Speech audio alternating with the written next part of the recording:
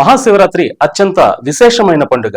ఈ రోజు శివార్చనతో ఉపవాసం ఉన్న, పరమేశ్వరుడికి బిల్వదళం సమర్పించిన, కనీసం ఒక మందార పుష్పం సమర్పించిన లేదా చెంబుడు నీళ్లు పోసిన బోలాశంకరుడు ఎంతో సంతోషంగా భక్తులను అనుగ్రహిస్తాడు.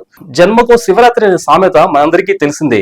ఈ శివరాత్రి నాడు తెలిసి తెలియక జాగరణ చేసిన అనంత పుణ్యం కలిగిస్తుందని పండితులు అంటారు. అయితే మహాశివరాత్రి పర్వదినం నాడు మీ శక్తి కొలది పరమేశ్వరుణ్ణి అభిషేకించండి, ఆరాధించండి. స్వామికి ఇష్టమైన ద్రవ్యాలతో, రుద్ర నమ్మక చమకాలతో ఆ పరమేశ్వరుణ్ణి అర్చించి అభిషేకం చేసి తరించండి. తప్పక మీకు సదాశివుడు ఆయురారోగ్య ఐశ్వర్యాలను ప్రసాదిస్తాడు. ఇక ఈ శివరాత్రి రోజు భక్తులు చాలా మంది నందీశ్వరుడి చెవిలో తమ కోరికలు చెప్పి పరమేశ్వరుడికి నివేదించమంటారు. అలా చేస్తే మహాశివుడి అనుగ్రహం తప్పక కలుగుతుందని అంటారు భక్తులు. ఇక పురాణ కాలంలో శిలాదుడు అనే ముని శివుడి గురించి తీవ్ర తపస్సు చేశాడు. శివుడి ప్రత్యక్షమై వరం కోరుకోమనగా శిలాదుడు ఆ స్వామినే తన కుమారుడిగా జన్మించాలని కోరాడు. శివుడు ఆ కోరికను తీర్చాడు. ఆ కుమారుడే నందీశ్వరుడు. నందీశ్వరుడు శివునికి వాహనంగా మారి పరమ భక్తుడిగా పరిగణించబడతాడు.